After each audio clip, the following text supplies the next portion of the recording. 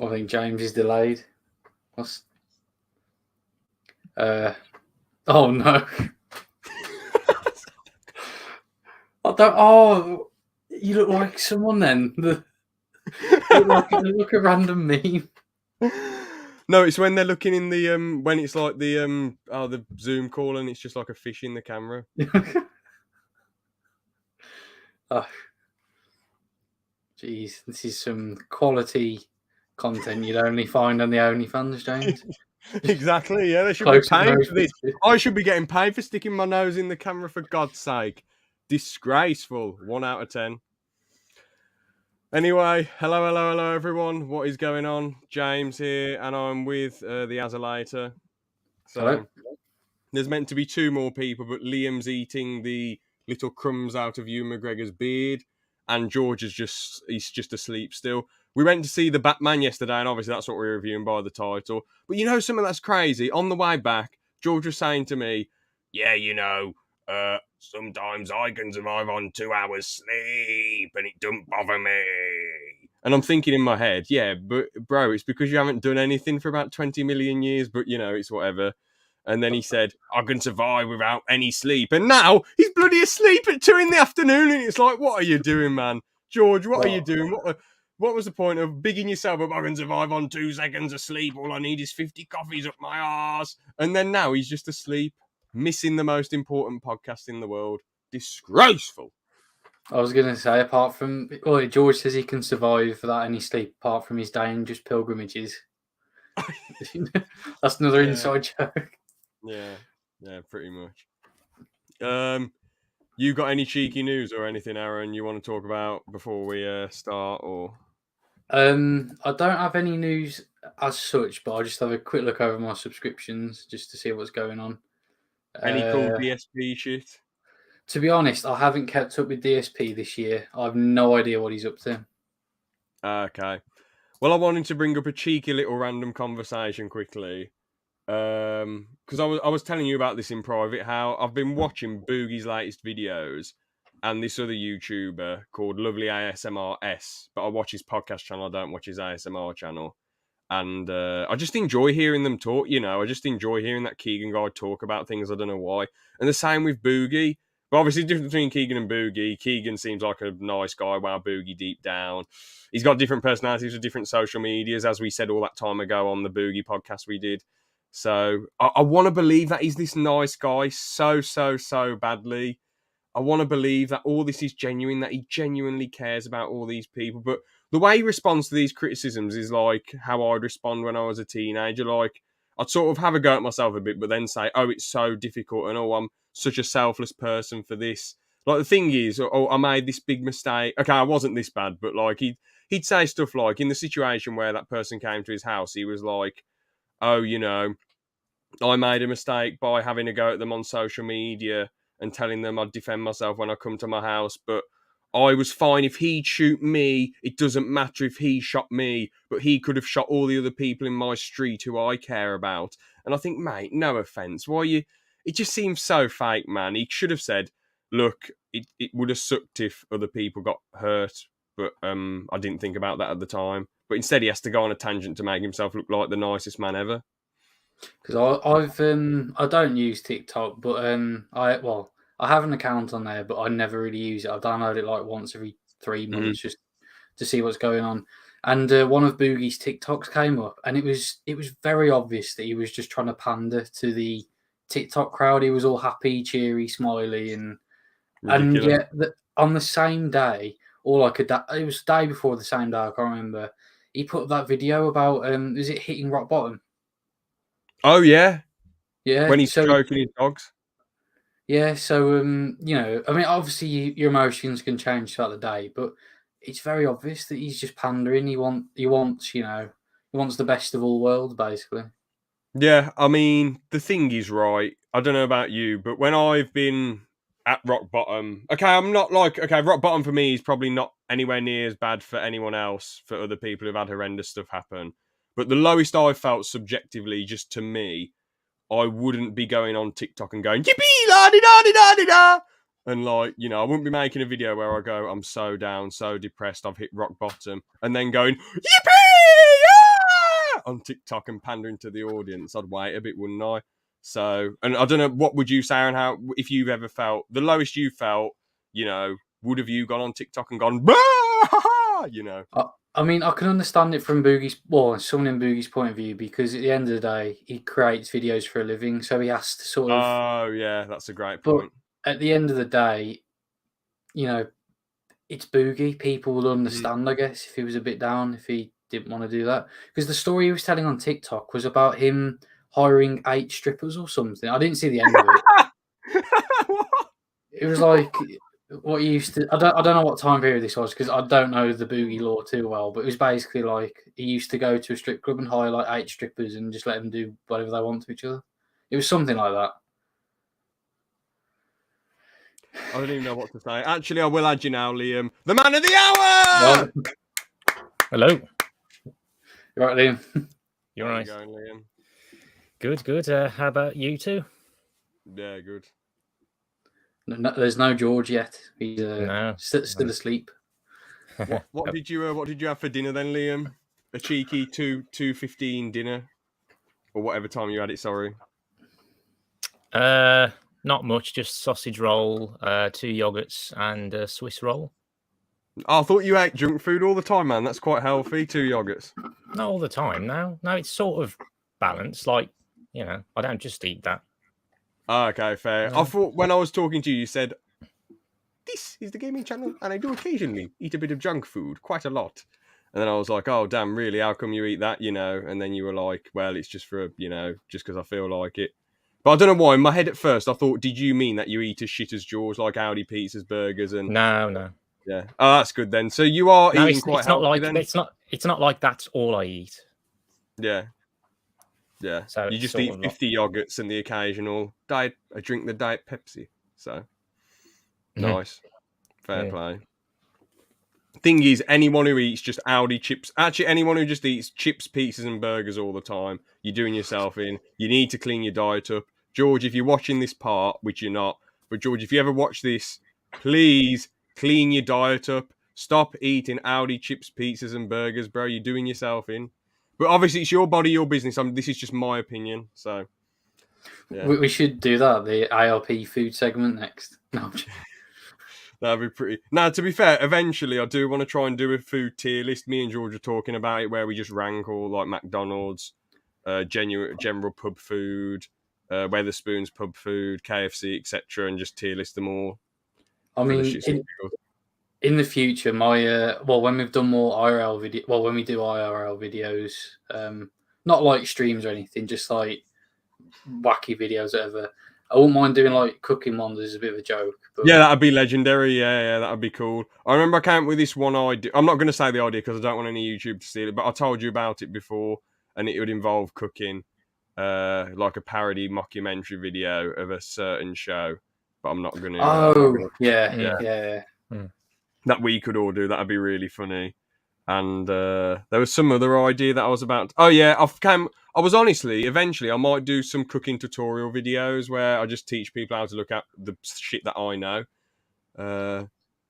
So yeah, I mean, So you know. toast. give it a go. Just be like, yeah, this is how you do toast. Yeah, this is the butter I like. This is how you do porridge. No, but to be fair, my mum's taught me a smidge of cooking, so I'm just trying to get good so I can teach other people how to do it as well. Just because this generation don't know how to look after themselves at all that well. Apart from you, Aaron, Liam, you don't need to because you're part cyborg, so half your body looks after itself anyway, doesn't it? So, Wow. which is pretty revolutionary, really. One of the first cyborgs going. And then George doesn't eat in days and then consumes about 50,000 calories, doesn't he? Yeah. No, I've got a funny story about the cinema yesterday, right? Aaron, the man, the myth, the legend, was good enough to give me and George a lift, which is really cool. And then at 5:30, George sent a message saying, can we go to Mackey's? I haven't eaten all fucking day! And it's like, bro, you should have eaten yourself. George is in the waiting room, but I don't care. I'm telling this story. You should have eaten yourself. Why are you waiting till now to eat? Surely there's something in the fridge. Just get a slap of butter and we get a fork, get some butter in and just down it. You know. And then remember when he wanted the Uber Eats driver to bring the McDonald's from about 150 yards away? Yeah. George was like, to be fair, it depends where the Uber driver is, but as McDonald's, you'd be a bit pissed off if someone's like, okay, they're waiting at the cinema and there's a McDonald's 150 yards away. Oh, mate, yeah, I just want a Mackey's. Can you just get an Uber driver to bring it across the road? Mate, why don't you just just bring it across the road to this cinema? I'd just be a bit baffled as an Uber driver, but I suppose work's work, that's your job. If you need to take it from like a McDonald's to an old woman who lives in a flat next to the McDonald's, you know, that's what you got to do. But George is here. George, hello. Stop slandering me. No, it's not slander, it's truth. No. We've never lied on the show, George. All right, anyway, are you going to put your camera on, George? You wouldn't want to see today. Oh, you wouldn't want to see her? Okay, what, are you naked or something? You're not cosplaying as the Batman, are you? What would you expect of that, James? Well, because why else wouldn't you want to put your camera on? Touche. Oh, no. George, why don't you can just put some clothes on your nutter. You just need to put a top on, George, then it looks normal. Yeah, that's it. I mean, I'm naked from the waist down, and yeah. Yeah, exactly. As long as you just keep it on your face, George, it doesn't matter. And don't stand up like the other time. So that would be horrendous. Or you could just see. Oh, you can't see. Oh, I just wanted to be safe. I was a bit scared then. I was really worried then. George, what? Can you just put a top on first, please? It's fine. We can do it like this. All right, just do it like this then. Fair enough. So let's just get into the Batman review then. So we went in, sat down, watched it. 2 hours 55 minutes, I believe. 2 hours 56. Yeah. So I mean, first things first. What I've got to say, man, the Penguin in this. I know there's only been 2 incarnations of the Penguin on film, but damn, they did a good job making Colin Farrell look different. If you look at him in like The Gentleman and Phone Booth, he looks mad different to this man. He looks well different. He doesn't look like Colin Farrell. He looks like bloody, I don't know, some weird medieval villain mixed with. It looks like the Penguin.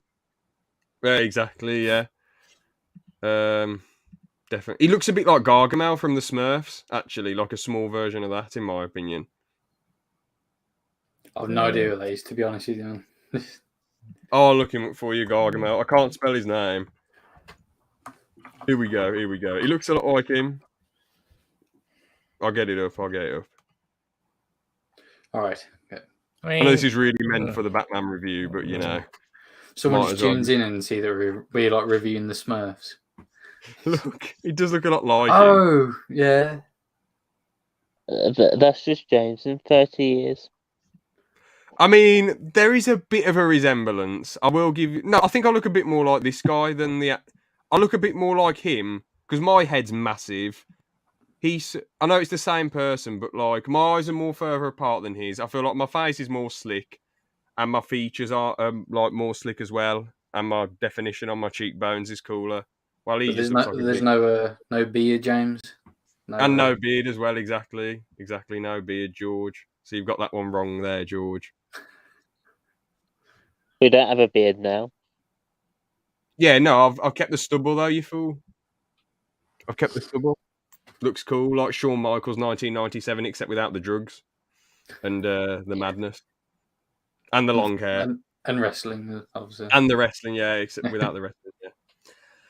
Anyway, so yeah, I've got to say they did a good job at making Colin Farrell look the way he did. To be fair play to Robert Pattinson for not taking steroids for this role. You've got to really, really respect that, because a lot of people... I know Christian Bale just grafts like a lunatic to get his body the way he wants it for his roles, the method acting. But if you look at someone like Chris Hemsworth for Thor, he just looks like he's definitely been on the juice, man. If you look at him in Thor 2011 and 2013. He's even bigger. He's even bigger now, though, isn't he? For Thor: Love and Thunder, I think he's the biggest he's ever been. That's right. He definitely is on the juice. Then the only time he wasn't on the juice was in Well, not okay. He could have been on the juice for this, but in 2016 he didn't.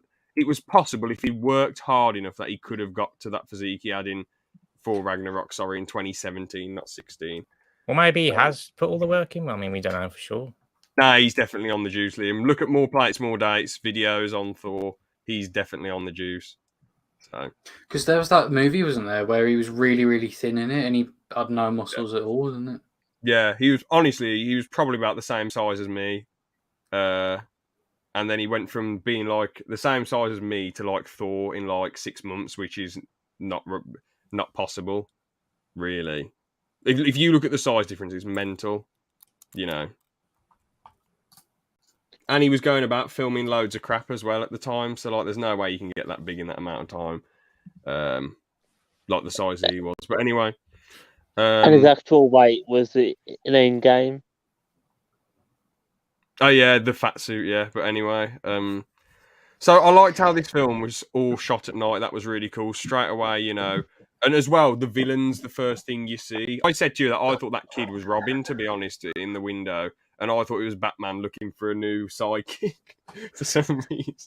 I don't know why. He's But just abducting children. But for some reason, I don't know why.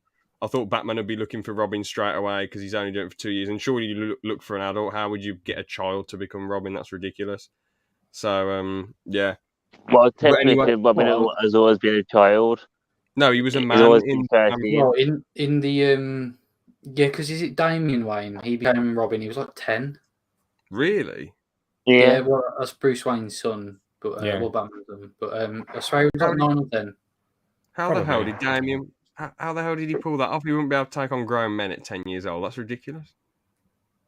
I mean, he probably wasn't. I imagine he was like just training at 10. Fair. And, unless he was on the steroids. Oh yeah, possible.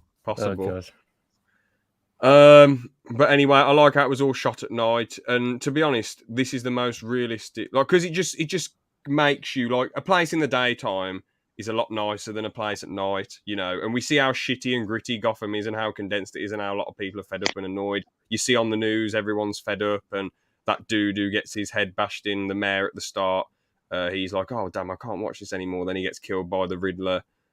Well, not killed there and then. He gets killed afterwards, I think, because Batman said he was still alive when the Riddler taped his head up, which is pretty grim, really. Because of his arm, he said he was still alive because of the blood or something, the colour of the blood or whatever it was.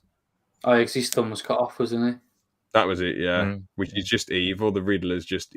This film does an amazing job at making you hate the Riddler. I would have loved to have gone in that asylum and just smashed that dude's face in, to be honest. He was just so... Like the character, not the real-life actor. Not the real-life actor. The character. Because it just annoys me how torturous he was to... I know all these people are corrupt and dickheads, but they should have just been locked up and sacked. They shouldn't have been tortured to death and killed, you know. Yeah. Yeah, but I guess... sorry, do you want to say your point? I just want to say, like, the fact that it made me that angry at the character, it shows that the film is doing an amazing job. Because usually I just think, oh, it's a villain, who cares? But I was genuinely livid at that Riddler character. I was like, oh, I want to, you know. Definitely when it comes to the outfit scene. That really got me angry, yeah. I was so angry. Because Alfred and Bruce Wayne have done nothing wrong. And the thing is, he's, you know, like, especially Alfred, he's just some dude trying to be a butler, you know. I think because sorry. I can't remember. I forgot my point now. Was it the Riddler we were on about? Yeah, I said about how I wanted to beat him up. Oh, that was it. I was going to say, you know, I guess in the if all the people would have gone to prison, or you could argue that, well, everyone's corrupt, they just get out straight away. Because that Falcone, I'm not jumping ahead, but that Falcone guy said, "Don't worry, if I go to prison, I'll just walk out." Because that's a fair point. But the thing is, man, you know, at the end of the day, it doesn't give the Riddler the right to go around killing people, does it? Yeah, sorry, was that you breathing, George? Because it sounded really hot. It doesn't give the Riddler the right to go around killing people. That's what I mean. Yeah. I couldn't be breathing. What? Anyway. It's not me, the breathing, so... Anyway, there's a lot of riddles left around, you know, which is interesting. You've got, like, what Elijah when they're dead. What does the liar do when they die? Lie still. Batman. It shows that Batman's ahead of the game. He's so smart. As you see in the film, the thumbstick thing that was pretty grim and gross. And they find the next to this thing, and they have to gradually uncover the mystery and find the Riddler. And the thing is, for a really long film, it did go by really fast until the last 20 minutes. So even though I still enjoy the last 20 minutes, I found it a bit like, oh, for goodness sake, what else did I like from it? I mean, to be honest, as I say, I like the Batman and the Commissioner's dynamic in this one. They seem like genuine friends who care about each other, and they go on missions and do all this cool shit, and they're pulling shenanigans, and they have a lot of great chemistry. Well, before it was sort of like, I can't remember the Commissioner from the original Batman. I don't know if he was in it, to be honest. Was he in it much or not? Was there a Commissioner Gordon in the Batman Forever 89? And there was, but I don't know who he was, to be honest. Yeah, he was. I think in the original with Michael Keaton, it was the one who played Lando Calrissian, was it? No, he played Harvey Dent. He wasn't the Commissioner. Oh, sorry. Yeah, I don't know then. I can't remember. I don't know. Was he in it? I don't know. Gordon was in it, but he didn't have a big part. No. Oh, okay. Yeah. And then Gary Oldman played Commissioner Gordon in the Dark Knight trilogy, didn't he? Mm-hmm. I mean, Christian... Yeah. Sorry, I've never heard of the Commissioner guy, but he was in the original. All right. But the thing is, with this Commissioner, as I say, they feel like it feels like they're actually mates who care about each other. While with Gary Oldman and Christian Bale, they were like, in the film, it was just sort of like, Batman, you have to do this for me. What's going on here? You can't beat up the Joker too badly. And then Christian Bale as Batman was like, and then he's like, all right, go and do your thing then. While this Commissioner's just better, in my opinion. They just seem like they're genuinely bold about each other. And I like how he goes on missions, and does shit with Batman as well. It's really cool. Yeah. Yeah. What are all your thoughts on the intro of the stories I've babbled on for 5 minutes? I think it's pretty good. A good way to start a film, because I think with a lot of films, because it starts off where he starts narrating and stuff. I think a lot of films they try to do that and they don't pull it off because they just end up telling you rather than showing you what's going on. But I think in this one they do sort of pull it off. Yeah. And I think it was good setting, and obviously you revisit a lot of locations that you see quite early on, so things look a lot more familiar to you rather than this is just a building, it's another building, oh, back to the other building. So yeah, I mean it's like what's going on and it makes sense, which is all what you want.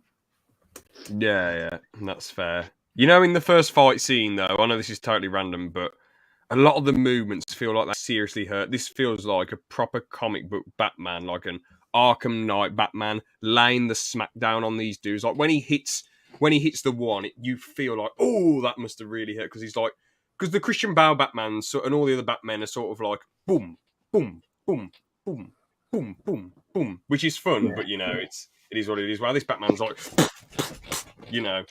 so it feels like there's a lot of weight, and obviously the movements of the actors getting beaten up as well helps, and Robert Pattinson's probably taken a lot of martial arts lessons and whatever.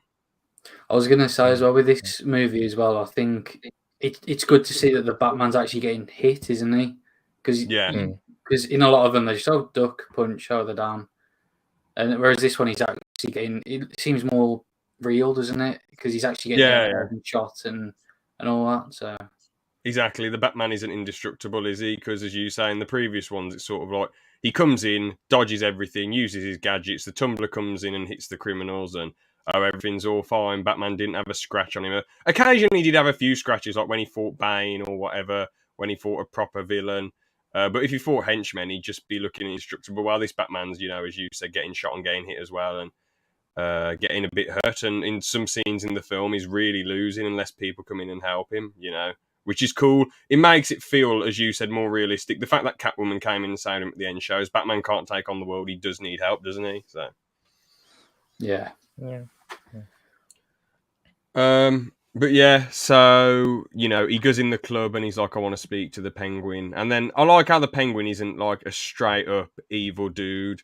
Like he's not like some straight up next level horrid guy who's going around shooting people. He's just sort of a mob boss who's just. I know he's a bad guy, but like he's not the big boss for Batman. He's sort of like, oh, I'm just in charge of this club and all this shit. And then he's like, don't you fuck me over, Batman. And then he gets slammed against the window. And I'm looking forward to the series. what Colin Farrell Penguin's getting a series. Oh yeah. Yeah. That's really cool, man. I'm really shocked. That's I think brilliant. there are one or two spin-off series. Yeah. Coming, yeah. There's going to be one about Arkham as well. Is there going to be so is this set in the DCC? Is this set in like the Suicide Squad universe? No. No, it's in its own thing, isn't it? Yeah. Well, I guess 'Cause at least they're trying to build up this new Batman universe. Because I heard rumours saying that it's set in the same universe as the Joker universe, but it makes no sense. Yeah, the Joker shows at the end. Well, they said like what's his name? Joaquin Phoenix. I can't pronounce his name. Yeah, that Joaquin is Joker. This is set like 20 years or whatever afterwards, and the Joker. I don't want to jump ahead, but well, a bit of a spoiler, but there's a Joker at the end in the thing, and people saying that could be like he's a relative or just like a fan or whatever. And the only bit of evidence actually seen is that they've said I overheard someone quoting a line that he said from the movie, which I can't remember, in the Batman movie. The thing is, with that sort of stuff, like Joaquin Phoenix, what is he really going to do? He's an old man now. I know that's not a hot take or anything. And also as well, they say that the gangster guy, Falcone, got Batman's dad killed, but in reality it was just a random rioting Joker. So, a Joker fan. It wasn't like a serious attack, was it? Yeah. Because it was the Joker starting the riot. And plus, I mean, I know that they can... I was going to say, although they can retcon it, Thomas Wayne did two different things in two different movies. So how could they make it into one? Yeah, exactly. In the previous film, he was like, fuck off, you're not my son. And then this film, he was just trying to run for mayor and then did this, then got shot. Wanted to get that reporter killed and then got shot. I wonder why he saved that Falcone's life, though. Is it just because he's a nice guy, Thomas Wayne? Wait, he saved Falcone's life? Yeah, he got shot in the chest and was on his table, and Bruce Wayne was He was watching under him. oath, wasn't he? Oh, yeah, because he was a doctor, yeah. So he had to. Oh, I thought he was just like a big businessman or something. Fair enough. No. But yeah, what else was really cool about this film? I really love the scene where Batman gets shot and you think he's down and out, and Catwoman's looking and she's like, shit. And then Batman's gone, and then you see the Penguin and his mates running around, looking around, and then you see the lights turn on, and then the Batmobile comes out, and the Penguin's legging it, and that chase scene was legendary. And the Penguin's like, oh, fuck you, I fucked you over, yes! And then Batman comes flying over, and the Penguin goes, eat. And then the car falls over, and then Batman he's walking up to the car really slowly. It's so satisfying that Batman finally is getting his hands on the Penguin. He's walking over to him, and then the Penguin goes, eat. And then Batman grabs him and says, it won't work this time, chump. And then you see the Penguin getting interrogated, which is cool. This has got to be my favourite Batmobile. Fair enough. I think the Tumblr... I think the Tumblr one makes the most sense, because they actually explain how we got it, in the Dark Knight ones. But this one's pretty good, and it sort of gives the vibe that it was built by him. Yeah. It actually looks like it, whereas like the other ones are like, yeah, these look like no one could ever build these. In the prequel book, Robert Pattinson's Batman really liked to race. And so he used that Batmobile to race, and he slowly modified it to make it stronger and faster until what it is now. Fair dues. I think that kind of makes sense, I guess, the fact that he likes to race as well, just because he has that motorbike, and he was riding that a few times and speeding around on that. So he was cruising all over the gaff, wasn't he? Mm. And then at the end as well with Catwoman, yeah, on the motorbike.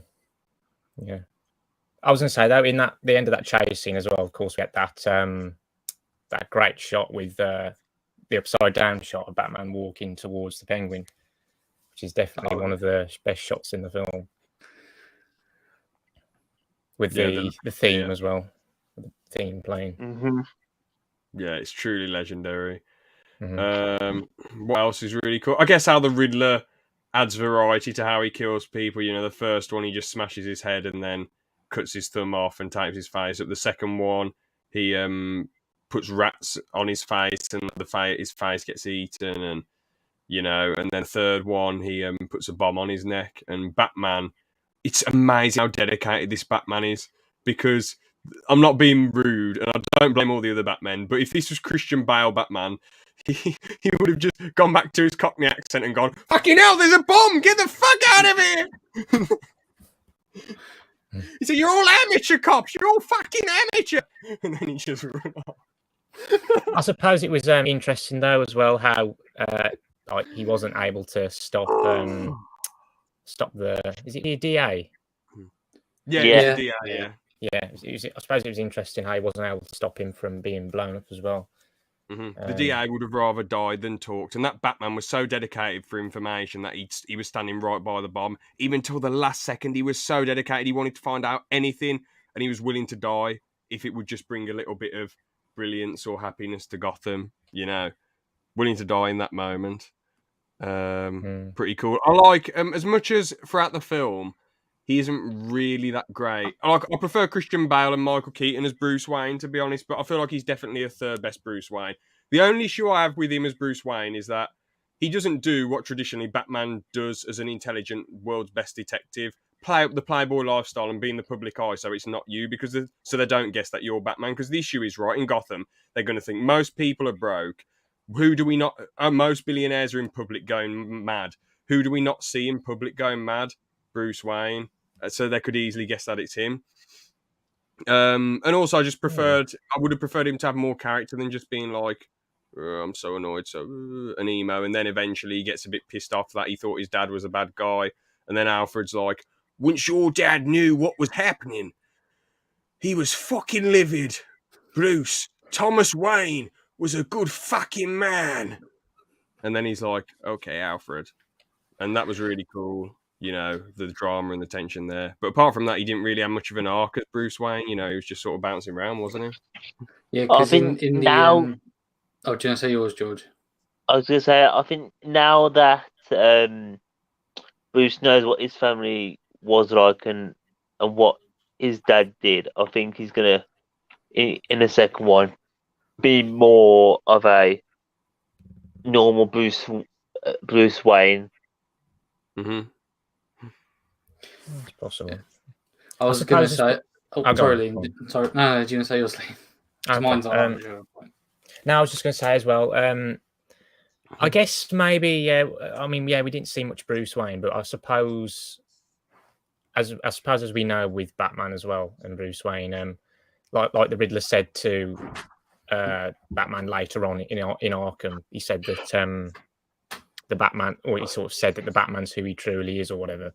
Like when we have the masks on, that's who we truly are. And I guess he prefers being Batman, that's who he is. Whereas when he's Bruce Wayne and he's, you know, acting, you know, in the playboy lifestyle and acting like, you know, the way that Bruce Wayne does and all of that, you know, it's not him. It's just a persona, I guess. That's really deep, man. That's really interesting. But I have got a good counterpoint to that. But Aaron, the floor is yours. I was just going to say with both. I looked away and then my face is just on the screen then. But yeah, because I know in that Alfred scene where he's in the hospital, he says, you know, he's suppressed. Bruce Wayne has suppressed his emotions, and he doesn't have, you know, any of the emotions anymore. But now he's finding stuff about his family. He says those emotions coming back, and I guess that's why he's not living the playboy lifestyle, because he genuinely doesn't feel anything. He can't, and he's still quite a young Batman because he's only 2 years in, isn't he? So he hasn't developed the skills to be Batman, but also have the split personality to be Bruce Wayne and be like a mad playboy billionaire at the same time. So I guess in the future, I guess in the future he will grow into it. So, But the thing is, though, the reason he's that Playboy millionaire isn't because he likes it. It's because he's trying to cover up that he's Batman. That's why. It's not like it's his true self. It's because he's thinking, shit, I've got to be in the public eye. I can't. I've got to mess around. I've got to be the last person they think is Batman. That's why he does it. It's not because he enjoys it. Because Christian Bale just wanted to be... Well, Christian Bale's Batman just wanted to be with Rachel. That's all he really gave a shit about. You know, he did give a shit about the city, but he really loved her. And I felt like it was a bit of a cock move of Alfred to burn that letter that said that she loves Harvey Dent. And he's like... 8 years later, he tells him, like, Cher, He's like, Cher, I've got to tell you that I burnt that letter. Rachel rejected you. I wanted to save you feeling depressed about it, Cher. And it's like, for God's sake, Alfred, this is just going to make him more depressed, you idiot. You know, so that was a bit of a... Do you have a question, though? Go on, George. When it comes to Batman, so you had Patterson on his second year of Batman. Hold on. Is this taking a turn for the dark side, George? Is this taking an explicit turn? What's going on? No, dream you have, is it? All I wanted to know is if this is Patterson's second year, out of these main Batman, which one's the one that's we've started with the furthest into the Batman career? Oh, okay, I get what you mean. It's the Ben Affleck one. It's the Ben Affleck one. Oh, yeah, he's 20 years in, isn't he? Oh, okay. I didn't know he was 20 years in, but it does make sense because it's meant to be Batman when he had loads of experience and he's running around with Superman and the Justice League and Wonder Woman. And yeah. Because all the other Batman since... No, because Christian Bale's on, obviously we saw him train and all that. Again, and yeah, then, yeah. But well, the Michael Keaton... We saw him from a kid as well, yeah. Yeah. But the Michael Keaton one, you just sort of jump in, don't you, straight away? He seems like quite old there as well. He just seems like a dude who's been doing it for years and he just wants to, get on with it. He's just got way too much money and thinks, I'm going to buy a Lycra suit and jump about. Yeah. And Adam West had been doing it for about 50 years by the time they started his show. He'd been Batman till he was like 70. You know, I don't even think that Batman didn't seem like he had a bad life. It just seemed like some lunatic who put a suit on and he's going, pow, pow, bam. Come on, he's doing all those dancing and doing the dancing as well. That thing from The Simpsons when he's like, why doesn't Batman dance anymore? Or is it like, why doesn't Spider-Man dance? No, it's Batman. Oh, yeah. Why doesn't Batman dance anymore? I used to dance all the time. And then Lisa and Bart and Homer are just like, legendary scene. That was brilliant. I just thought you might have been talking about Spider-Man because Spider-Man was on in the 90s. I know Adam West was obviously Batman, but yeah. What else was I going to say about the bloody film? I just had a really... Oh, go on, Liam. Oh, I was just going to say, I'm moving back here, but I quite liked the Iceberg Lounge scene at the start. Just with you just had the music blaring, and then you just had the fight scene with Batman against the henchman, and then the Penguin finds him, and then they talk. Well, the Penguin says "You looking for me?" And don't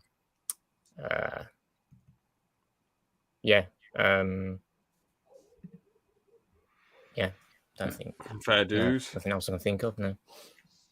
I mean, sorry. Do you want to say yours, James? I was going to talk about something totally different, but go on, Aaron. I was just going to say it's interesting with the Iceberg Lounge how he goes there as Batman first, then he goes back as Bruce Wayne, and then goes back as Batman. It's like it shows progression in the story, doesn't it? Yeah, he does go in again as Bruce Wayne, doesn't he? But he's all like covered up, so no one can see who he is. Yeah, I mean, I guess it's both of them going. At the same time. And then I think does he suit up right after? I don't know. He goes in there, beats someone up, then suits up in the toilets. Oh yeah, because he's got when he has the hoodie on, he's like, it looks like he walks in looking sort of like James's size, and then walks out looking like my size. So he looks like I bet they call him Drifter Bruce Wayne. Call him what? When he's in that look, people call him Drifter Bruce Wayne. Well, on the figures and things like that. Oh, I was going to say he's drifted Bruce Wayne, but got billions in the bank. Yeah. I was going to say, though, I like how everyone's corrupting. I like Catwoman's art, to be fair. Is she... So, you know that woman that lives with her? Are they, like, together? Because she strokes... Oh! No, friend. No, Are you I sure? mean, Yeah, they're just friends, aren't they? Yeah. I think Oh, I thought They are just friends. She stroked her quite a bit, and well, why has she got such a passion to see her again? yeah. Hold on, I want to find this out. Didn't she just refer to her as a friend? Yeah, but Yes, that could mean other stuff though. I mean, it could, but I was fairly sure they were like. I'm not sure actually. I just assumed that they were like girlfriend and girlfriend, but no. What if James goes missing? We'll go looking for him. You're not gonna stroke me if I'm bloody upset about money I owe. That's ridiculous. I'll be like, what the hell are you doing? But George might wear a lycra suit. So. Maybe it's just, I don't know, maybe it's just like girly stuff. I don't know, that sounds weird, but like maybe it's more likely that girls would do that. I need to look into this. I'll go to the one site that I know has a dear, the rule 30 rule or whatever it's called. More 34. It begins with a P, that's all I'm saying. What's her name? Wait, is that woman's name? Annika Kozlov. The Russian one. Yeah. Annika, yeah. Annika. Okay, Annika Kozlov. That's the woman who died. Yes. Right, hold on. The Batman spoiler, really Catwoman's girlfriend. She came in the series. Oh, who cares anyway? Whatever, they're mates or together. Friends with benefits. Yeah, all friends with benefits, whatever. Yeah. Anyway, just like Catwoman and Batman. Yeah. She wanted to actually get with him though. She wanted to get with him. She was like, "Come with me, please." She wanted to get with him. They weren't like mates with benefits. Unless they're just saying girlfriend, because sometimes like girls or women they say they're girlfriends, don't they? Yeah, like far too long on this part of it. Yeah, I mean, Liam, it's like how Obi-Wan is your boyfriend, but you're actually just good mates, aren't you? You know. I thought you were going to say boyfriend, but actually like husband or something. Actually, what? What? I didn't catch what you said then. I thought Aaron said that he's your boyfriend, but you're just friends with benefits or something. Or did you say something else? I said it's like he's calling someone a boyfriend when really they're your husband. It was just a joke. It was just a joke. No. I know. I need to be more self-deprecating. Honestly. I'm sorry, Liam. That's the first time I've ever insulted my favourite character, my favourite Star Wars character. That's the first time I've openly insulted. Well, not insulted. joked. Liam, if you had to give one of them a man hug, who would you give a man hug? Alec Guinness, Obi-Wan, or Ewan McGregor? A man hug's like when you go, "Yes, lad," and pat him on the shoulder. Alec Guinness or Ewan McGregor. Is this in their respective films, by the way? In the films, yeah. All right. Who would you pick, Liam? I mean, I don't mind, but I guess, Ewan McGregor, whatever, Yeah, because the thing is, Ewan McGregor would know what you're on about. Well, Alec Guinness would be like, "What the hell are you doing? I don't man hug. I'm an old man, for Christ's sake, you buffoon." So, yeah. No, I'm sure he'd be such a weird turn. No, but old people don't man hug, do they? Don't go, "Yes, lad," and then pat you on the shoulder. They never do that, do they? No. That's sort of a young person thing. Ewan McGregor would get what it is because they did it in the 90s, didn't they? Or is this a 2000s thing? I don't know. This has gone on too long, as you've said, Liam. So anyway, I like everyone's corrupt apart from Batman and the Catwoman and the Commissioner. It makes them feel really isolated compared to everyone else. And you as the audience, you think, shit, you can't trust anyone. Everyone's corrupt. My goodness, this is just like, man, we can only trust Catwoman, Batman and Commissioner Gordon, really. So it makes it feel like everyone's against them in a sense.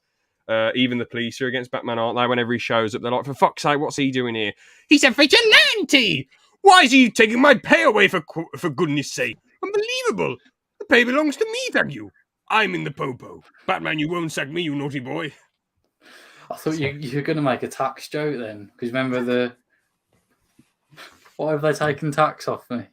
We need to pay it. No, I don't. Oh yeah. Another inside joke. I need to stop it. Even though I had a go about the villain, about the Riddler earlier, you do feel for him as he's clearly got mental problems, and his argument, while it doesn't give him the right to kill people, he's killing them for a reason. He's not like some lunatic who's just doing it for the sake of chaos. He's doing it because they're corrupt and it annoys them. He was promised shit and he didn't get it, did he? The Penguin's just some gangster, and Falcone or whatever his name is, he's just some guy who just will do anything to survive, no matter what. And he left his daughter behind, didn't he? And was a total dick to her. What really baffles me? What baffles you? That the Riddler uses TikTok. He didn't. I thought it was Instagram Live, not TikTok. I thought it was FaceTime. I thought it was just like something they created for the film. They showed 3 screens at once, and it looked like the TikTok live screen. I thought it was just Instagram or some Instagram parody. Well, still, the Riddler using in Instagram. Were you commenting on it, George, and trolling him and trying to annoy him, pushing him over the edge? I probably would have been having some Twitter beef with the Riddler. I was going to say though, the way the Riddler's portrayed in this film really is quite different compared to how we know him, and compared to how he's portrayed in other films. Because he's more of a Jim Carrey. Yeah, or for example, but like the Riddler in other sort of media, he's sort of, I mean, he's insane and he's a psychopath, but his head's sort of a bit more screwed on. Whereas here, like, I mean, he's still sort of shown to be an intellectual and so on, but he's shown to be much more of a psychopath and even just like the way he acts as well, like just the weird things like the singing and all that stuff, and just the way he says stuff is quite different. But it makes him almost seem a bit more sort of, with all the recordings as well that he did and whatever, it almost makes him seem a bit more like kind of Joker-esque. But yeah, made for a different portrayal, and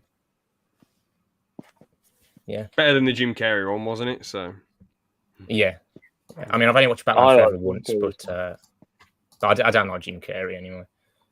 What, you don't like any of his films? I just don't like him, and I probably wouldn't like any of his films. I just think he's.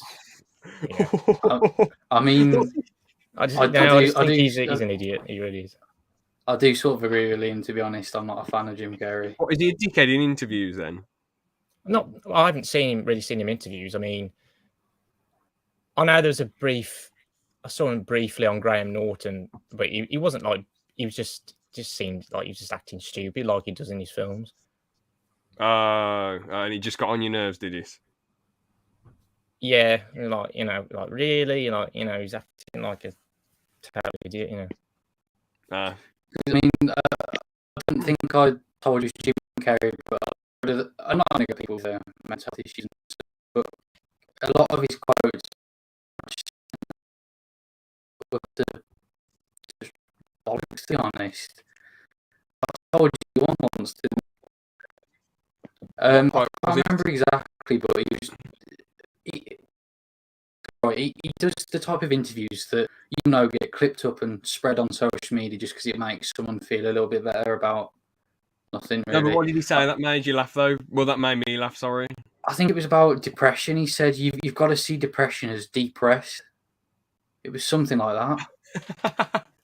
And then I remember you just, and then you said, oh, so he's just saying everyone who's got depression should go to sleep or something. That's what you said. I mean, no. So one of his quotes I did like, because he was like, it was the first one I saw, to be fair, and it was just like, if you've got depression, if you're not having a healthy diet, doing shit for yourself and trying to make a difference for yourself, you're not giving yourself a fighting chance. I feel like that's bang on. But saying depression is like depressed, that's fucking... That's just, as you said, Aaron, just a bag of arse, really. It's like, if you rest all the time, then you're not going to do anything, so then your brain's just going to be focused on this one thing. And when you rest, the deep thoughts do come in, don't they? Whether you've got a regular brain, or if you have got or not a regular, you know what I mean? whether you've got a typical brain or like a depressed brain, you know. Well, sorry, whether you have got depression or not got depression, that's the best way to say it. Whatever you've got, if you just sit there and sleep, you're going to have deep thoughts usually, unless you're next level tired. So I guess he didn't mean it literally as have a big sleep. I guess he just meant your brain is telling you that you need to stop doing what you're doing. But it's just a load of weird little quotes like that he comes out with. Plus, I think his movies are very overhyped. now, Lila is quite funny. Bruce Almighty's good-ish. I haven't seen Dumb and Dumber. The Mask was good, but not like this next level. Basically, I do get what you mean that they're overrated, but I don't think the ones I just mentioned are bad in my opinion. So, just my opinion, obviously. What do you think of like The Mask, Lila, Bruce Almighty, Liam? What's your thoughts? But to be honest, I haven't really watched any of those. I haven't really watched many of his films, but I just know that. What, come on? I was going to say, there's a cool bit in the car where he's going, "Not during sweeps week," and he's like bouncing around the car, which really made me laugh. And again, that's not surprising. Yeah, I expect as much. Oh, you're coming at me with the shots, Liam. Yeah, I mean, but yeah, that is my humour's all over the place, man. I find something really. I like things that I don't expect. So, like, if I don't know. If Liam, if you started going and then ran off, I would probably cry laughing and not be able to stop laughing. But if George went and ran off, I'd be like, it's not that funny because you know you can sort of picture, you can sort of it's normal. It's normal, exactly. So when George would do that, and I go, "Oh, you're right, George." Yeah. Just continue. In fact, we'd be worried if George wasn't doing mental shit. You know, it'd be like, shit, has something gone wrong? You know, are you all right? But yeah. Anyway, I need to get back on it like a car bonnet, man. Tell me talk about the gadget. Go on, yeah. Talk about the gadget, yeah, gadgets. So we had the eye retina thing, which was brand new with the contact lenses. Yeah. Which I think is a really good thing to have now. Mm-hmm. Oh. I mean, it does explain how he can remember stuff, because in a lot of movies you think he's getting, you know, concussions all the time. How can he remember anything? Whereas if it's all being recorded, you think, oh yeah, that's logical, makes sense. Yeah. It just makes sense to have a gadget like that, doesn't it? You know, it's one of the more modern ones, yeah. Yeah. What do you think about the grappling hook coming from the side of his hand? Bustello has just commented, Harley Quinn did it. And we shall never add any context to that comment. I'm joking. I mean, in relation to what you just said, George, I thought it looked cool, the grappling hook coming from the hand, and how was that what it was as well, you know, in the Iceberg Lounge when he turned around and the penguin was there. Was that the grappling hook as well, or was that something else? Yes, it was, yeah. Yeah, because he used that just before someone, didn't he? Yeah. Yeah. I thought that was cool, yeah. Yeah. I like that it's sort of like up his sleeve, in it, so to speak, you know. I guess a lot of the gadgets in this movie are quite logical, because you think, oh yeah, of course, he would have that in his arm because then he always has it, so he can't drop it, and you know, so it just makes sense. Like a lot of the stuff that this film incorporates into like the technology and stuff. Yeah. And then the one thing that I like, but I think it looks a bit weird, is the glide suit that he has. Oh, yeah. Yeah, because it's like a flying squirrel, isn't it? It looks like. Yeah. Yeah, it's sort of what I kind of thought of the first time I watched it, yeah. But to be fair, that the real life suits of them, they look very similar to that. So again, it sort of makes sense. Like, yeah, he wouldn't be like what the typical Batman poses, you know, like stretch his arms out and use his cape, because he'd just fall to the ground and die, wouldn't he? It wouldn't work, yeah. It just makes a bit more sense, I guess. Plus, you know, it shows that he has to be more careful, because he can't just run off the top of a building and jump and glide straight away. He's got to stop and like adjust everything just to make sure it's all right. Yeah, that's the thing. I mean, he's only been doing it 2 years as well, and that's the only time we see him glide as well. You know, he glides, and then he doesn't even.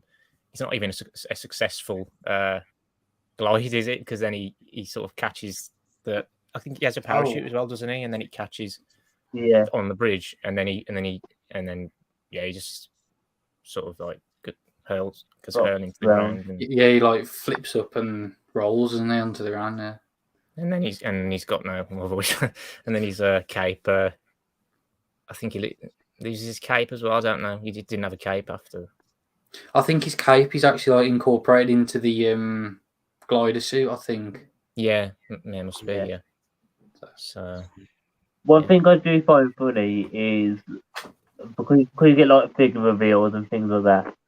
One came out this week of this Batman, and it's about 140 quid, but it comes with the glide suit. But it just looks like it comes with his own body bag or something like that. Yeah. But yeah, I was gonna say though, I like how the Riddler. Basically everything gets figured out. There's a lot of fighting. Catwoman fights that what's his name, Falcone guy. That fight's cool. His all the voice messages getting played on the news. That's pretty insane and mad. How the news will probably put across this story. Damn, it's a shame that this perfect, good, innocent person has got killed by the Riddler. Then you see their corruption, don't you? And then everyone's like, damn. And then you think, even though the Riddler's clearly more evil, these guys were pretty corrupt and shitty, weren't they? And then obviously, it just escalates from there.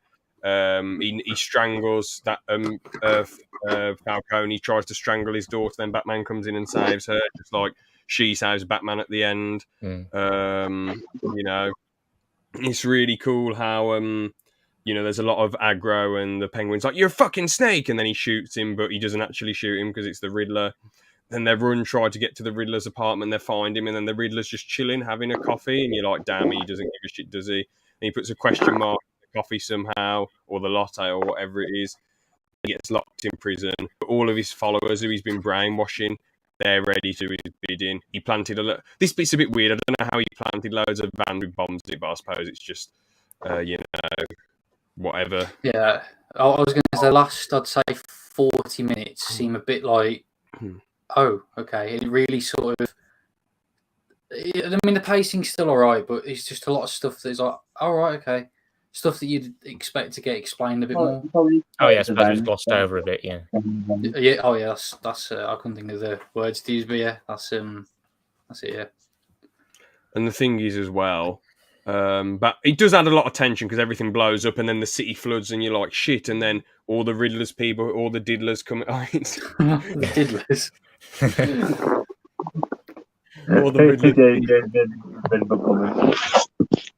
All the Riddlers come in and start shooting everyone, and there's a big fight scene. George, have you just inserted your phone somewhere? Because that sounded horrific. No, just 10. Oh, right, okay. Man's got to take on loads of people and he's throwing down, and the mayor, who's good, she comes out and says, no, I'm going to talk and address everyone. Fuck off, Gordon. And then she gets shot twice, which is a shame. Or once. I don't know if she survives or not. Does she survive? She does, yeah, because after, when the stage or whatever, it sort of collapses, there's a bunch of people trapped underneath, isn't there? And she's there. And then Batman, he saves the kid first, or I think he's the one who he's seen twice already. And then I think he gets her out, and then they get the rest of them out, doesn't he? Don't they? Yeah. The fight scene at the end's cool when Catwoman comes in, has to lift Batman up. It shows that Batman ain't a lightweight because of all the equipment he's got on. So she's like, and trying to pick him up. And then, it makes sense because she's only small, and and she's picking him up, and it's difficult. Then Batman can't do anything; he's totally beaten. Then he injects himself with this green goblin ooze that he stole from the Spider-Man universe, and then he just beats the shit out of this guy. I have a theory about that. Oh, it's meant to be Bane serum, isn't it? Oh, cool. That's what I think. Because in this book, Batman likes to experiment with chemicals and things like that. And So he sniffed a load of acid and took a load of monkey dust, and it improved his fighting abilities. And that's what happened was because it. I was Except going to for say this, he made a big mix of all the chemicals from George's garage. so adrenaline is normally clear, and then the venom, which is what makes Bane, is normally green. And so I was thinking maybe one of these venoms go wrong, and that's what makes Bane. So it's Bruce Wayne that has caused Bane to exist, basically. Okay. Yeah, but Anyway, sorry. Ron. No, I was just going to say something, but it doesn't really matter. Anyway, so yeah, amazing film, great fun. Batman picks them up at the end. He walks through the sea and helps them all up when they're scared and worried. But he's the symbol of hope. He's not just vengeance. He's a symbol of hope. And he sees that a symbol of vengeance isn't necessarily what's important and what strikes fear. He needs to give hope to the people of Gotham, so less people commit crimes or feel the need to commit crimes or feel scared and unsafe and what have you. Catwoman's like, "Oh, come with me, please," and then he's like, "No, I've got to stop here." And she's like, "Mate, the city's a shithole. It's going to kill you." And he's like, "Oh well." And then obviously Alfred's fine in the end, which is cool. Batman drives off, and I didn't stop for the crate scene. The Riddler and Joker laugh a bit in the prison. Batman's like, "Oi, oi, there we go. I've got to be the symbol of hope. Bye." And then that's the end. See ya. I'll give it a 9.5 out of 10. But lads, if you have any like, I have a scene that I saw that was cut out, and it would have been Batman going to Arkham to see the Riddler, just before their 1 year anniversary of the Joker being put in Arkham by Batman, and it would have been the Batman trying to get inside the Joker's head. What are you doing here, Riddler? I haven't seen you since college. But Batman's trying to get inside the Joker's head. So he gets inside the Riddler's head because of them both being insane. Yeah. Yeah, I found out about that. I watched a video last night as well. Yeah. Yeah. All right. Do you guys have any final thoughts, and can you all give it a rating? Then we'll move on to George's ideas. I just wanted to say, yeah, I like how Batman's character and Bruce Wayne developed throughout the film. And at first, he's sort of like Bruce Wayne, sort of. Well, I don't know about depressed, but yeah, he's sort of like just down, and he's a bit sort of emotionless, and he's all about vengeance and so on and so forth. But then later on in the film, he realizes, he needs to be a sort of symbol of hope, like you said, James, I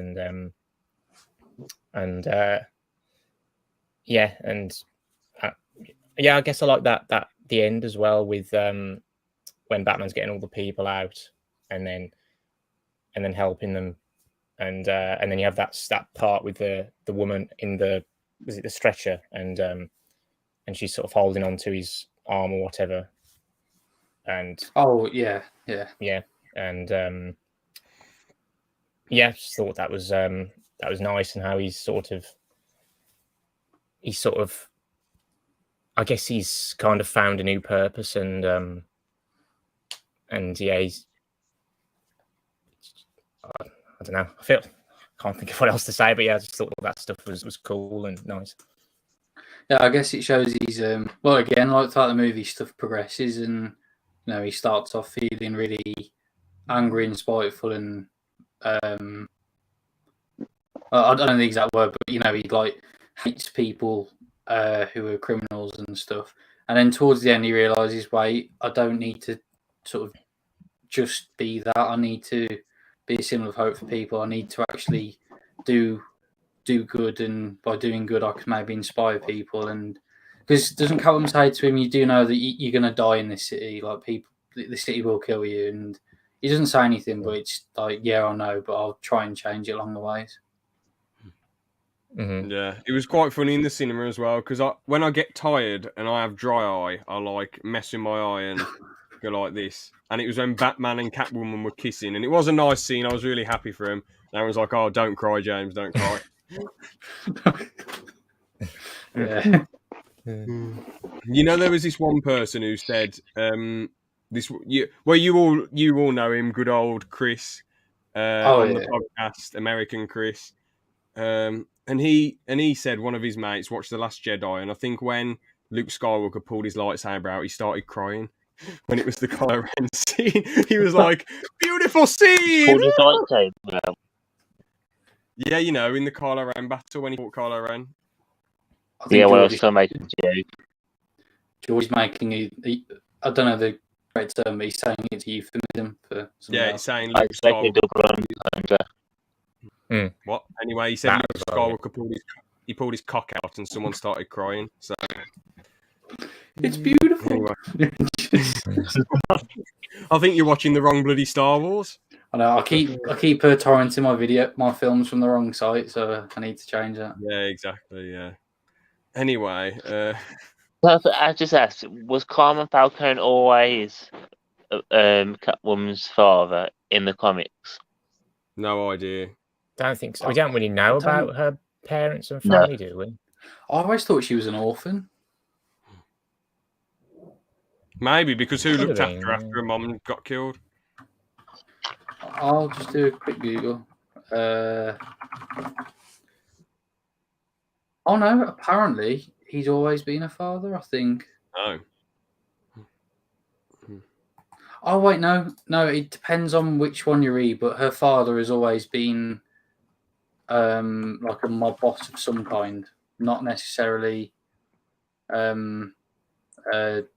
Falcone. No, didn't know that. That's quite interesting, actually. Mm-hmm. Anyway, can we just give it a rating, sort of good? Unless you guys have much more you want to say about it, because I'm looking forward to George's ideas. It should be. I was trying to think of that prequel book because it is definitely worth reading because you learn quite a bit about this story. You never read though, do you, George? Can you read? No, I know. Well, there is audio books, which is good. So you can't read then. But this prequel book, I'll send you guys a link out afterwards. But it's definitely worth listening to. Yeah, I might get that. Give it a read. Yeah, I was thinking about that. Yeah. Anyway, I was going to say I'll probably give the film 9 out of 10. Nice, George. So it's just got a really bad lag spike. What would you give it? 9, 10, 8, 7? I would give it a 9.5. Nice. Liam? I think I'll give it a 9. Fair enough. I was going to say a quick gripe I have with the film. I wish he played up the Bruce Wayne character more. I get why he didn't and why they want to go for something different, but it just makes more sense for Batman as a character, in my opinion. And I wish him and Alfred had more scenes and Alfred was in the film more, to be honest. That's about it, really. Everything else was amazing about it, so yeah. Yeah, that's true. I was just going to say, I was thinking about the fact that Alfred doesn't really actually have that much screen time in it. But, Serkis does a good job as him because you do care about Alfred in it, and all the actors do a good job, man. Robert Pattinson is definitely the third best. I think he's the best on-screen Batman and probably the third best Bruce Wayne. I feel like the most consistent Batman and Bruce Wayne, which is the most important, is Christian Bale. But who knows? Time will tell. Robert Pattinson could be the best one in 8 years once 2 more films have come out. So the best one, James, George Clooney, amazing. 10 out of 10. The bat arse. And the bat nipples. Exactly, yeah. George Clooney's by far the best one in. I mean, the thing is, though, he's a bit of a bollocks actor, really, because he just acts... He's the ultimate acting like himself, except he's just kind of boring. You know, like, at least when Ricky Gervais and The Rock act like themselves, it's interesting. But when George Clooney acts like himself, it's just so boring, man. It's just like, he's like, oh, hello, oh, I'm an objectively good-looking guy. Oh, the ladies love me. Oh, look at me. Oh, yeah, Robin. Oh, my God. Oh, what's going on? Oh, wait. Oh, you know, it's like, man, boring. George, can you change your picture, please? I don't want some anime woman on here. Could be underage, George. We don't know. Yeah, exactly. She looks a bit... She's 50. Oh, yeah, it's Junko. What's her face? 50? Yeah, Liam, yeah. Oh, James, by the way, what do you give the Batman out of 10? Because you didn't say. I did. I said 9.5 earlier, but I said it like 10 minutes ago. So. Oh, okay. Fair enough. That's the Batman film, everyone. So yeah, let's move on to. Oh wait, it's not George's ideas. It was. I was just thinking. So, Same what idea thing. you got, George? I got a smash or pass idea. Oh, no. Sorry, I got really close to my to the camera then, but I was typing. So Go on. oh no. Smash or pass 100 anime people, So blokes. or smash or pass every single Pokemon. Well, hold on. Oh my Markiplier's God. already done that, George. So you failed there. That's not even your idea. He already But did that. still, we can do it. And the anime women or blokes or whatever. So basically, the Markiplier one, I'd disqualify that one. And the anime women, that's like a 0 out of 10 for me. What would you guys give that idea? To be honest, I'd probably just kill myself. not even give it a rating. Not even a -20. Just nah. I'm done. See ya. Liam, what would you give it then? I personally wouldn't go that far, but I'd probably give it like a 2 out of 10. What gave it the 2 points in your opinion, Liam? So is this the Well, the Smash or Pokemon. Pass? I've disqualified the Pokemon one, but the Smash or Pass anime women. Anime character. Well, just because it's not my, I don't know, it's not really my sort of thing, and I guess just don't really find. I don't really find anime women attractive. I mean that they are animated, so as well. Did you find Liam? Did you find Obi-Wan Kenobi attractive in the Clone Wars? Oh, for God's sake! Honestly, no, like in the animated Clone Wars. You could have said he's good looking, but I mean, you know, honestly, Are you sure you weren't slightly aroused? I'm sure. I'm definitely sure. Okay. Yeah. I mean, You know what? objectively, in the show, I might do this one for my next takeover. What? Rating Obi-Wan Kenobi animated? George, I'm just clowning. Yeah, no, the special pass. Yeah, but you've already told her, so we. What's the point? Well, I'm going to delay, George. I'm going to delay the next one when you take over. If we're going to do a shitty anime smash or pass, so it's not really the end of this month. It's the end of next month, next year. Hopefully, yeah. Fingers crossed. If on that podcast we do if it's absolute dog shit and boring, I'm never doing a George Takes Over again. So that is never happening. What do you mean a normal podcast? This is quality podcasting. This 10 out of 10. Well, George thinks it's a 1 out of 10, but yeah, there you go. Okay, then what's your next? Next Hold idea. on, it's your segment. Hold on, if it's boring podcasting, it's your segment. No, I'll go on to the next. I'll go on to the next idea. All right, go on then. Shoot. Right. Okay. I'll send that we've already done. I got a 4-1, but we actually did it on the last takeover. Okay. Right. Let me think.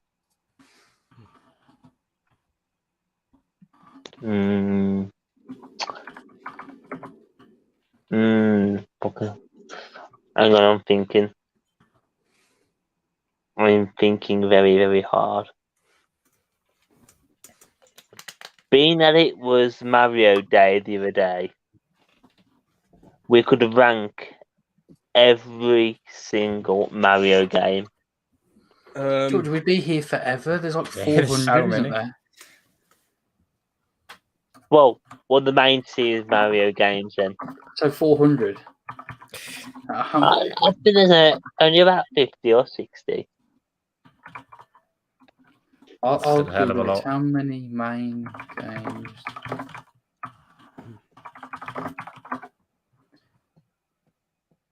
But you do have to think about Luigi's Mansion and things like that as well. He's got 19 different series. Well, that's not that bad. Well, Yeah, but good there's luck. multiple games each. It wouldn't take too long. I don't know anything about the majority of Mario games, so it's Ne- 5 out of 10 for me. Next one would be. No, wait, no, let Liam and Aaron rate it. Oh, okay. It's a better idea. It's just the problem is that there's so many Mario games, so I'll probably give it a 6 out of 10. I'd say 3 out of 10 just because it's milked to death. But there's some alright stuff in there if you want to play it. Mm-hmm. Well, talking about milk, Oh no. the hot sauce challenge. Well, we already did that on your channel years ago, and it ended badly. But I wouldn't do No, that now anyway. that was only with one hot sauce, so we'd have about 5 different hot sauces, and we'd each answer questions. And if you get that question wrong, you have to take a spoonful of that hot sauce on that round. So you have 5 rounds, and every round the sauce will get hotter and hotter. I wouldn't want to do that personally. So no, I'd say it's probably another 5 out of 10 idea. It just sort of seems like what are the questions going to be? Because if you're organising it, George, it's just going to be what anime character did ring ring ring ring? Yes, and the answer is so and so. It could be questions about chilies or something hot. Questions about chilies. Well, we'd all just end up eating everything. Then I'd rather do it though, not a spoonful, because you die. Like just dip it, get a chicken nugget and dip it in the sauce. Well, it's a bit more healthy, but if James wants to be the American, what are you going on about? I'm not the healthiest guy here. Touche. I just want to say, George, would the hot sauce be going in the mouth? Because I just want to clarify, knowing you. Well, where else would it go? I mean, you would come up with some idea, man. That's all I'm saying. Yeah, only in the mouth. Any other ideas then, George? A drag race.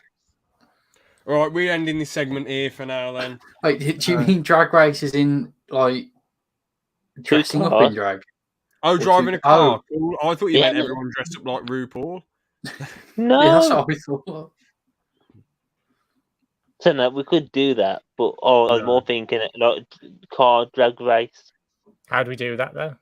Yeah, because only me and Aaron can drive. So, and even then, that'd be. Yeah. I don't want to get my license stripped, you fool. So. Well, that's still that's 2 cars, and that's all we need. Yeah, but George, you can go to prison for street racing for years, can't you? I mean, I know it wouldn't be that bad. No, if you do it in the middle of the night. No. Listen. Okay, I'm going to just explain something now. If you street race and no one gets hurt, if you get caught on camera, you'll probably get your license stripped, and that's that, and maybe fined. If someone gets hurt or you damage stuff, yeah, you probably. If someone dies from it, you're probably doing like what 50? What is it like? Isn't a life sentence 21 years? It's 8 years, isn't it? Death by dangerous driving. I thought it. Oh, okay, fair. Okay, so you do 8 years. I think it is anyway. If you damage a load of property, you probably do like 4 years, and you'd have a criminal record, and you would never be allowed to drive again. Anyway, George, go on. You have the floor. Last one is ALP go on the run. We need to rate it first. It's 14 years is the maximum. Yeah. Okay. Which, I mean, I'm not going to get too political, but that's a joke. If you drive like an idiot and kill loads of people, you only get put away for 14 years. Ridiculous, honestly. But it is what it is. That's just what Westminster decide. So there you go. Anyway, yeah. So racing around is daft anyway. It's stupid. Don't drive it irresponsibly. And also, my car is like a 1.2, and Aaron's is like, what is yours, like a 1.4? 1.1. Oh, 1.1. So, like, it wouldn't even if we hired out an area where we could drag race, the race would be shit. It'd be rubbish. And I have an advantage because my car's smaller.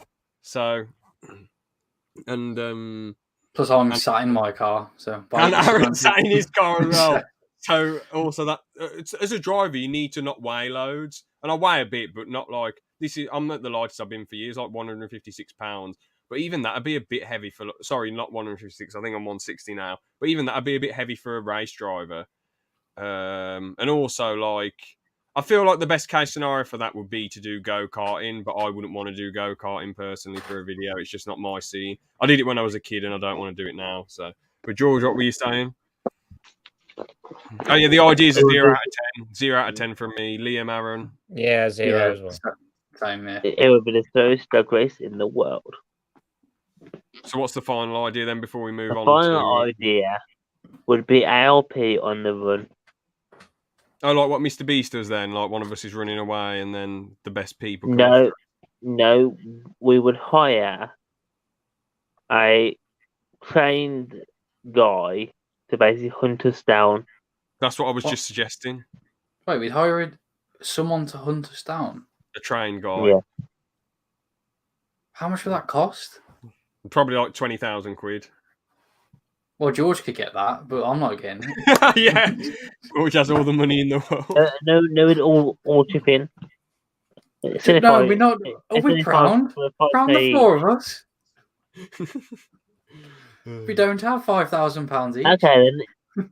If you don't get caught, you wouldn't have to pay the 5,000. But who's going to But no, fork out all George, that money, George? We'd have to pay beforehand, so we'd be paying £5,000 each anyways for no reason. Okay, then if you don't get caught, that means it would just be the three of us paying. If it's only me and James But you'd that pay don't get beforehand. caught, So then we me have to and pay James. £10,000 just so we can pay the other person back. Yes.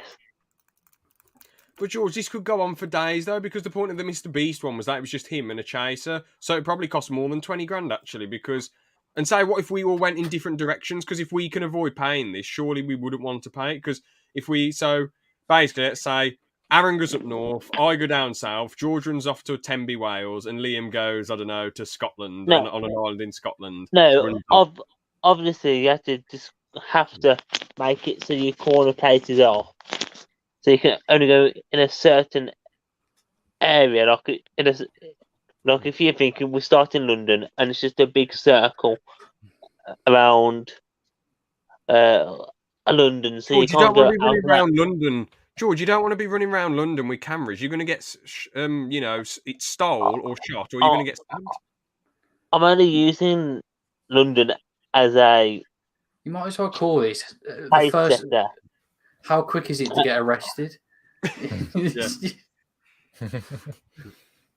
I just want to say quickly, the only reason Mr. Beast could do this is, first off, millions upon millions of dollars, worked really hard, fair play to him, genius.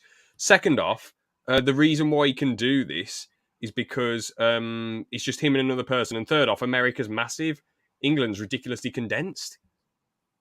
So, like, So, but anyway, go on then. As I say, Aaron just gave me a great idea then to have it done for free. But how And would we get we the pay police to check someone? it. This, No, but we wouldn't have to pay anybody. We just get the police to Wait, so we check just it go to after each us. corner of the country and just stop there for an indefinite amount of time?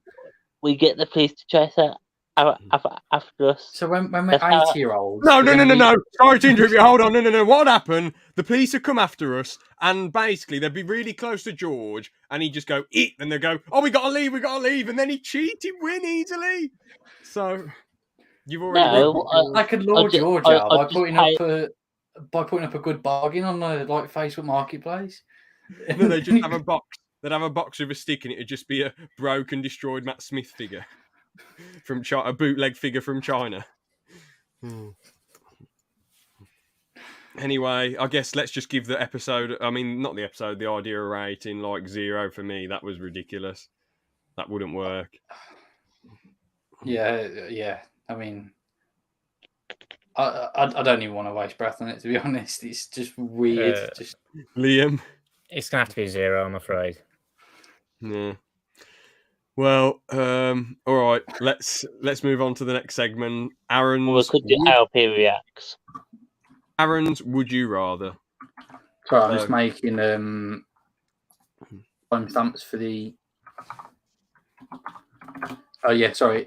So yeah, this is the weird would you rather's.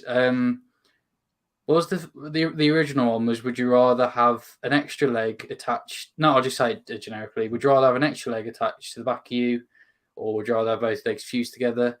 I think everyone besides Liam chose the extra leg, didn't we? Yeah. But it's because the leg on the back of you was going mental.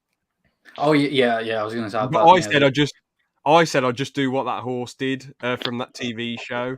Either sit on it if it's playing up, or try and fart really hard to make it pass out. So, this is this week's would you rather. So, would you rather have the limbs of a baby, no, or would you rather have a hunchback that bad you're at a 90-degree angle constantly? And that's it.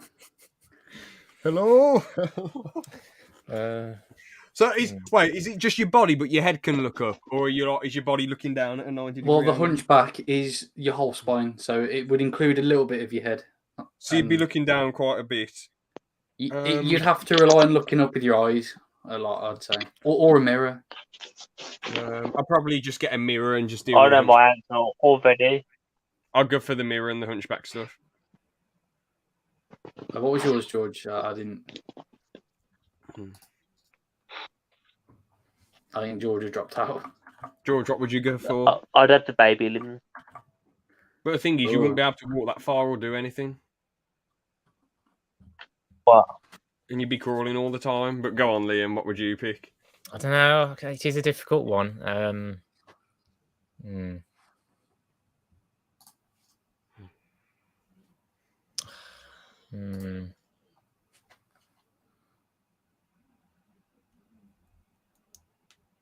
Yeah, I guess I'll go for the hunchback. Yeah. Because the baby limbs one, you're exactly how you are right now. It's just tiny little, like ridiculously small little limbs. Mm-hmm. And what would you pick? If I had to pick one, I'd probably go the hunchback one. To be honest, because the baby limbs one, it means you're basically useless. I mean, I'm not having a go at anyone, but you know, yeah, you can't be mean to babies. You know, like they can pick some stuff up and do some stuff, but like you'd be struggling to walk. You wouldn't be able to lift things. You'd have to, your hands would be really little, and you'd be like grabbing things like 50 times, and then, So yeah, so I think we've all, apart from George with his weird fetish for small arms, we've all gone for a hunchback one, haven't we? Yeah. Let's move on to the Fartist anyway.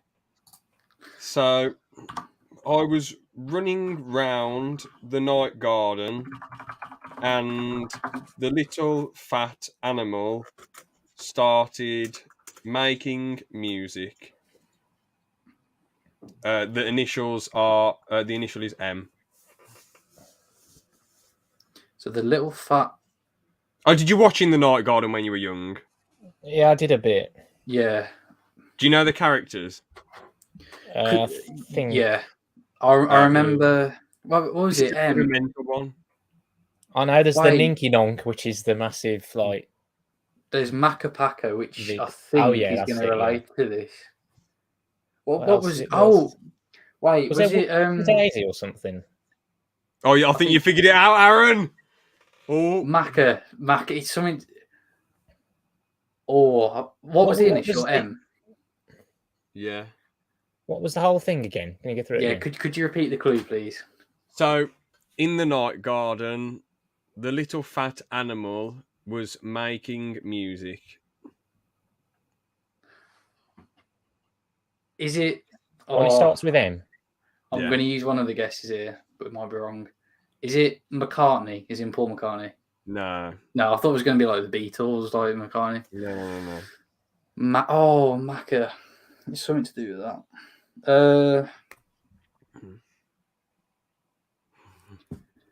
The small little animal was it going backwards around the garden?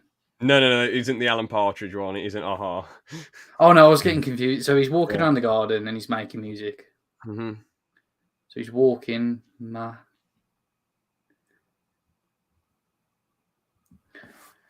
Oh, this is tough. I feel like I sort of know it though, which is really annoying me. Mac. I can only think of Metallica. No. I don't know. Right, I can't, second guess trying to up think so of we can speed things along. Yeah, I'm trying to think of any of the ones. Because I'd say Metallica was the second guess. So, I'm picking my nose and bloody put the podcast bloody hell. Oh god, I honestly can't think, man. Liam, you got any guesses? I don't know. I can't. I'm trying to think of other ones, artists starting with M. I can only think of ones that start with like Mac, which Is it Magic Dragons? Animals? No, there isn't anyone called Magic Dragons. You failed, George. It's Macklemore. So I was Yes, thinking there is. Macklemore. Oh, okay. Macklemore, yeah, you know, I Return was of the Mac. thinking that. What is, what isn't. Looking for a better way to get about better. I was gonna say Macklemore, but I thought no, it can't be that obvious. Like Mac is in. It was. Yeah. So why is it a small animal making music? Macapaca, the little small animal. It's not an animal there. I know, but I just thought in the Night Garden, Macapaca, Macklemore. I should have probably. Basically, the only clue was Mac. That was it. That was a weak one from me. Sorry about that. All right, the next one should be a bit better. All right then. So George ran up to David Tennant and said, "You're from my favourite TV show," and he said, "No, I'm not." And he said, "Why is that?" And he said, "Because I'm not David Tennant." And the initials are D. Is it David Simpson? No. Well, it might be. You'll have to give an official guess, actually. What was it? George went up to David Tennant. Is this just for George or for all of us? No, for all of you. So George went up to David Tennant. It's David Bowie. No. He said, "I'm your biggest fan. You're from my favourite show." He said, "No, I'm not from your favourite show because I'm not David Tennant." The initials are D. So George used one guess. So am I allowed to ask? Can I ask a question? Go on then, yeah. So is it just one word? It's just one word, is it? Or I can't say. It'll make it. Okay, there's. I'd rather. You know what? To make it easier, as this is the last one. Yeah, there's two initials, but I won't say the second initial. Okay. You'll probably get it now. Two. I can't.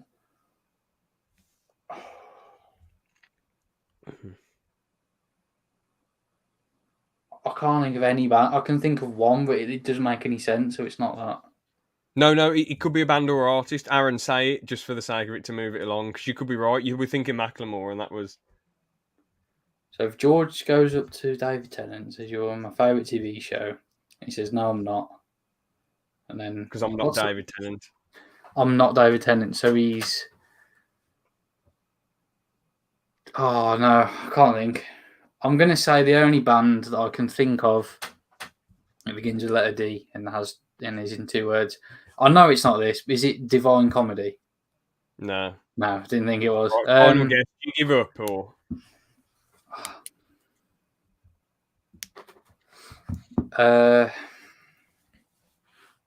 I'm gonna sneeze. Oh, no. I might as well just give a guess because I may as well. Yeah. David Essex. No, I don't even know who that is. The answer was. You ready for this? Dr. Dre, because basically George went up to Dr. Dre and said, "I'm your biggest fan," and he's like, "No, I'm from your fan." Even though I said it was David Tennant, but George mistook him for David Tennant for some reason. And he said, "No, I'm not from your favourite show because I'm not David Tennant." George's favourite show is Doctor Who, so it's Dr. Dre. He went up to.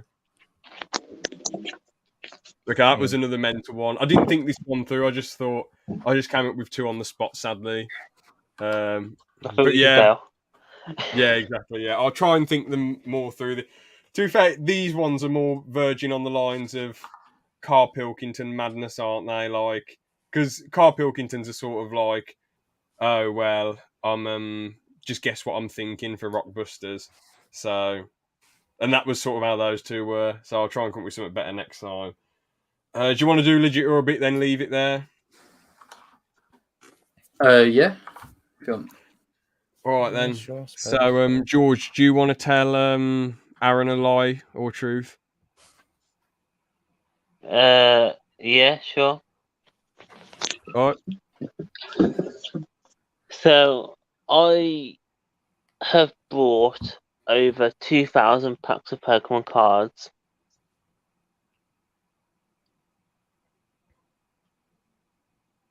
That's it. Okay. Maybe ask some questions then. See, this is one of them weird ones where it could be like, no, I haven't brought over 2,000. I brought 1,999. So, okay. I don't even know what questions to ask for this because. It's quite a basic one, isn't it? Wait, how is George going to let you know if it's true or false? All right, George, send me a message if it's true or false. I won't react. I'll keep my camera off. Send me a message. Send me a message so I can send you a message so I don't have to go off here. Okay. Okay. Message I George. don't even know what questions to ask for this because it seems like the most truest thing George has ever said. But I'm gonna have to try and think outside the box here because if I'm just thinking out loud because George wants me to say true because he knows that I think like that.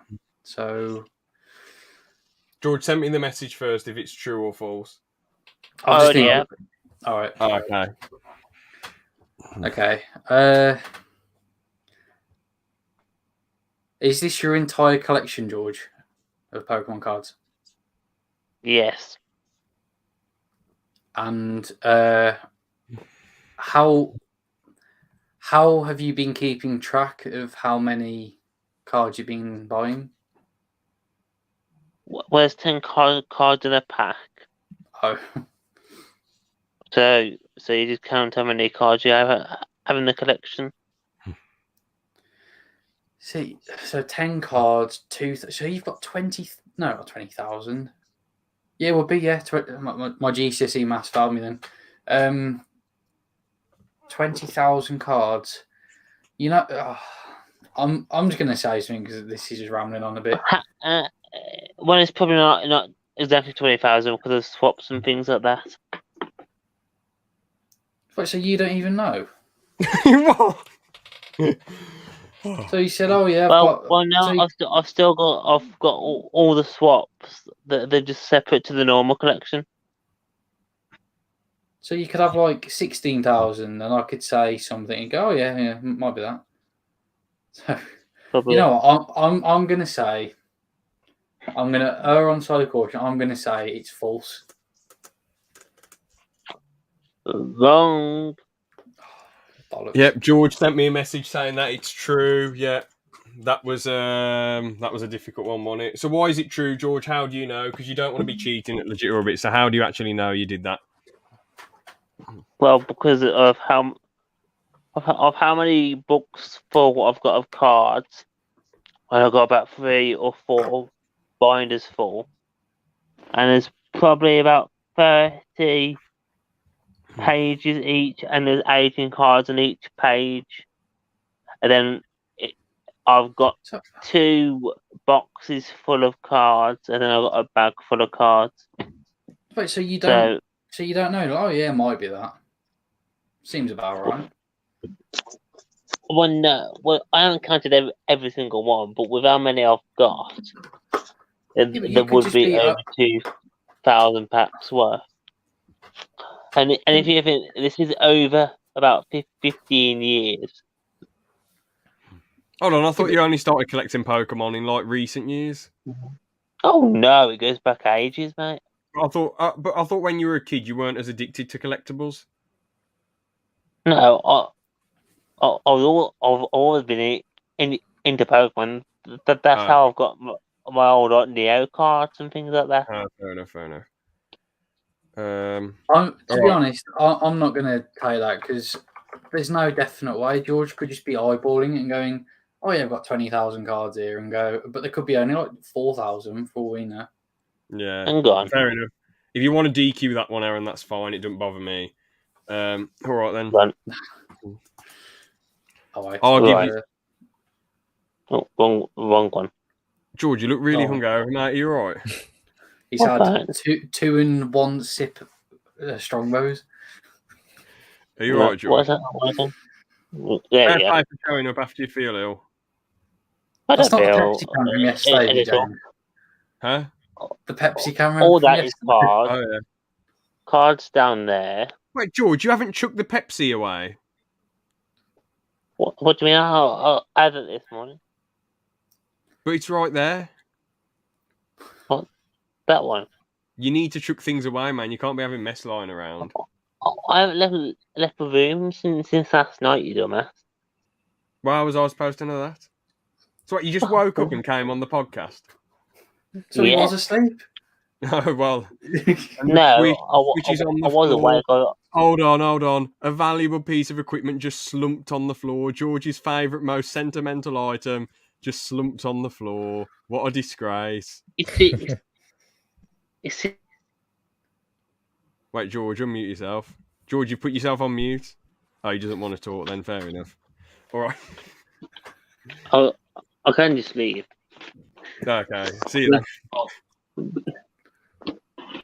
There's all DVDs or under it. I won't show them because it might get the podcast taken down. Yeah, don't show them, George. Oh, yeah. It is DXD. Anyway, I'll do a little bit now. Who wants to be the detective? Not me. You want to be detective, Liam? All right, then. So, I asked someone at college 5 questions about Ewan McGregor in a 2-minute space of time. So, what happened was, on level 3 media, the final year, there was a bit of a weird icebreaker type thing, and they were saying about interesting facts about yourself, and the person I was with actually was saying an interesting fact about themselves, that they went to this Star Wars event, and they met Ewan McGregor, and I was like, damn, really? And he was like, yeah. And I was just asking him questions like, is he a nice guy in real life? Because at that point, I hadn't watched Trainspotting yet, so I didn't really know a lot about him. All I've watched is like a bit of The Impossible in geography, and obviously there's 3 Star Wars films, and I watched Robots, which he voice acted Rodney in that, Rodney the Robot. And I was just saying, is he a nice guy? Do you have a picture with him? Has he talked about other films? Does he hate being part of Star Wars because he hasn't been in it for years? And what's it called? He hasn't been in it for years, and Harrison Ford didn't like being in part of Star Wars. So I wondered, does anyone else think the same? Do they feel the same? Are they annoyed that they're part of this thing that everyone knows them for? And the final question was, I was like, does he have much of a big beard? Like, does he let the beard grow, or does he keep it short? So those are the questions. What did they say? Oh, okay. So to the nice guy question, they said, yeah, he's absolutely lovely. He did seem a bit tired and fed up because there was a load of people who had already seen him, and some of the fans at the convention were a bit mental, And to the next question, they said like, to the Star Wars question, I was going to bring that one up because I didn't answer all the questions. I only answered that one, the Star Wars question, because I didn't know a lot about his other works, so they didn't really answer that. They were just like, well, if you haven't watched it, there's not really much point in me saying, because they're a little bit pompous, but they were all right overall, that person was. And to being part of Star Wars, he was just like, oh, well, it's made me a load of money, I'm happy about that, and it was a bit of fun. And I can't remember the answers to the other questions, to be honest, that they said. So, because it was just a quick icebreaker. But I remember them saying he was really nice, and he sort of does like being a part of Star Wars because it's made him loads of money, and it doesn't really bother him too much. That's what most people know him for. Okay, I am going to say it is true. It's false. Yes, we got stars directing our face. Yes, it was all bollocks. Yes, I thought That's what I was thinking in the first place. George, what the hell is? Oh no! Get rid of this. Don't read the private chat. Yes, Jack showed up. Yes, the man. Thanks for tuning in, Jack. All right, how's it going, Jack? He says, yeah, it was a very good movie. The CT shots reminded me of Taxi Driver. That's good to hear, Jack. I'm glad you enjoyed it. So, yeah. In the cinema, Jack, don't you get annoyed that you can't rewind the telly on it? You know, that you can't rewind the cinema? Nah, I'm messing. George, you're going to get banned if you keep spamming that in the private chat. George, one more and you're in trouble. Spamming what? Banned from studio then. Banned from studio. Spamming what? I don't know what. There we go. I've had to kick him from the studio for that one. Sorry, George. Oh, well, it's the end of the podcast anyway. So, yeah. Well, I guess we can nicely wrap up there. When I usually ask about, what videos have you guys got next? I did ask that like a few days ago. I'm assuming it hasn't changed unless you've done more of the Star Wars, the video game review script, Liam. Yeah, well, it's done now, so I can do the voiceover. Yes! When are you going to record the audio then? I don't know. Don't know whether to do it a bit later on or not and then start editing it. But yeah, hopefully I can get the video out over the next few days or whatever and then stream Lego Stars 2 and the complete saga. Oh, those are the ones next on the horizon then. Damn.